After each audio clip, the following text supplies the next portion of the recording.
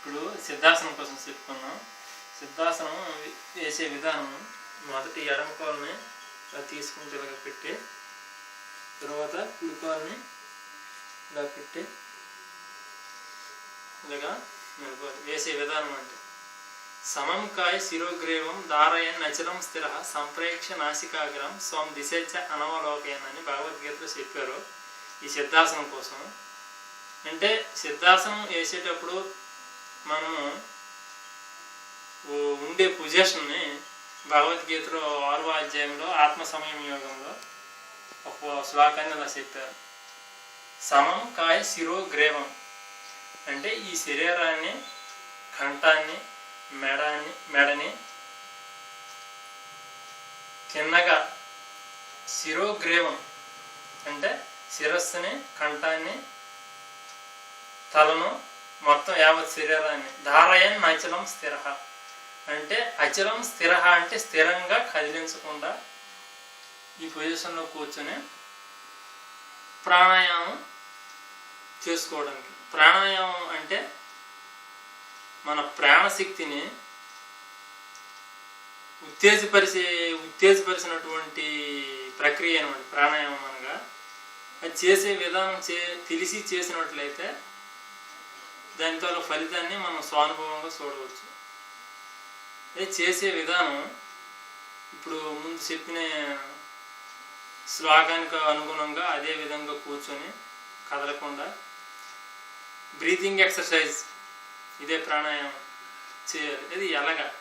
చేసే విధానం మొదట ఎడమ ముక్కుని ఓపెన్ చేసి కుడి ముక్కుని మూసి ఇలా గాలి పీల్చి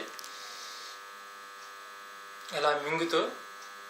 అలా అదేవిధంగా మింగుతూ ఒక మంత్రాన్ని కానీ లేదంటే కొన్ని సంఖ్యలను కానీ తీసుకొని మింగిన తర్వాత ఇలా బంధించి ఆ మంత్రం అయిపోయిన తర్వాత లేకపోతే ఆ సంఖ్యలు అయిపోయిన తర్వాత మళ్ళీ దీన్ని విడిచిపెట్టి మళ్ళీ అదేవిధంగా పీల్చి మింగి మళ్ళీ మంత్రాలను సంఖ్యలను ఎంచుకొని మళ్ళీ విడిచిపెట్టి అదే విధంగా 4 పర్యాలను చేసిన తర్వాత దీన్ని విడిచిపెట్టి మళ్ళీ ఈ కుడి ముక్కులో మళ్ళీ అదేవిధంగా నెమ్మదిగా గాలి విడిచిపెడుతూ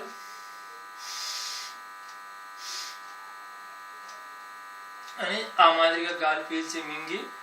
లోపల కొంతసేపు నిలిపి ఏదైనా ఒక మంత్రాన్ని కానీ కొన్ని సంఖ్యలను కానీ తీసుకొని ఆ మంత్రం అయినంతసేపు కాకపోతే ఆ సంఖ్యలు అయినంతసేపు ఉంచి నిలిపి మళ్ళా నిదానంగా విడిచిపెట్టి అదే రీతిలో 4 పర్యాలు చేసి విడిచిపెట్టి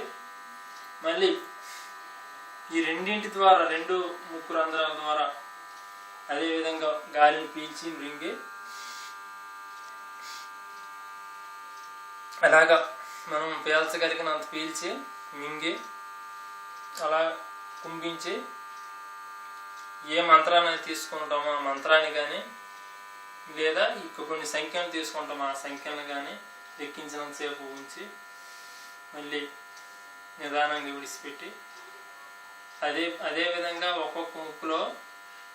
4 పర్యాయం చేసి వాయువుని మింగి తర్వాత విడిచిపెట్టి అదేవిధంగా ఈ 3 విధాలుగా చేస్తూ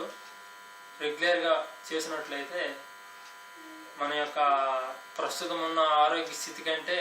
మనం రెగ్యులర్గా అది కొనసాగించినప్పుడు మన ఆరోగ్య పరిస్థితి ఎంత మెరుగ్గా ఉంటుందనేది మనం స్వానుభవంగా చూడవచ్చు. అది ఎలాగంటే మన శరీరం అతి తేలిగ్గా ఉంటూ అన్ని విధాల ఒక మైండ్ అయితేనేమి శరీరం మొత్తం యావత్తు అన్నిటి ప్రాణశక్తి బాగా డెవలపింగ్ చేస్తుంది అనేది మనం రియల్గా చూడవచ్చు. అన్నీ మొత్తం ఆసనాలు ఇన్ని ఉన్నప్పుడు కూడా సిద్ధాసనం అనేది దీనికి ఒక గొప్పగా మంచి ఆసనాలన్నింటిలో రాజు ఆసనం లాంటిదని చాలా చాలా పుస్తకాల్లో కూడా చెప్పబడి ఉంది. దీనికి ఎందుకు అలా చెప్పుకొచ్చారంటే మన శరీరంలో 72,000 నర్వస్ ఉన్నాయని, ఆ 72,000 నర్వస్లో మనం పీల్చి మింగి కుంభించినటువంటి గాలికి బయటపడిన పాము ఎలాగైతే ఏదో ఒక రంధ్రంలో దూరిపోవడానికి అయితే చూస్తుందో అదే మాదిరి మనం కుంభించిన వాయువు అనేది ఈ 72,000 నర్వ్స్లో కూడా పరుగెత్తా ఉంటుందని, అది మనం రియల్గా ప్రత్యక్షంగా ఆ వాయువు కుంభించి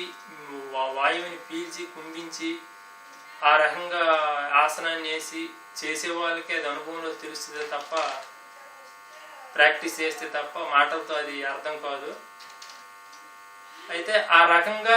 ఈ 72,000 నర్వస్లో కూడా ఈ గాలి అనేది పాస్ అయినందువల్ల నిద్రావస్థలో ఉండే ఈ నర్వస్ జాగ్రత్త అవస్థ అంటే మేల్కొలుపుతుంది అనమాట. ఈ మేల్కొల్పడం వల్ల మన శరీరంలో ఉన్నటువంటి ఏవైనా రోగాల్ని క్రమేణా అభ్యాసవశాత్తు మనం చేస్తున్నటువంటి అభ్యాసము కొద్ది అలాగ అభ్యాసం చేస్తున్న కొద్ది ఈ శరీరంలో ఉన్నటువంటి ఈ వ్యాధులు ఏవైనా కానివ్వండి క్రమేణా తగ్గుముఖం పడతాయి.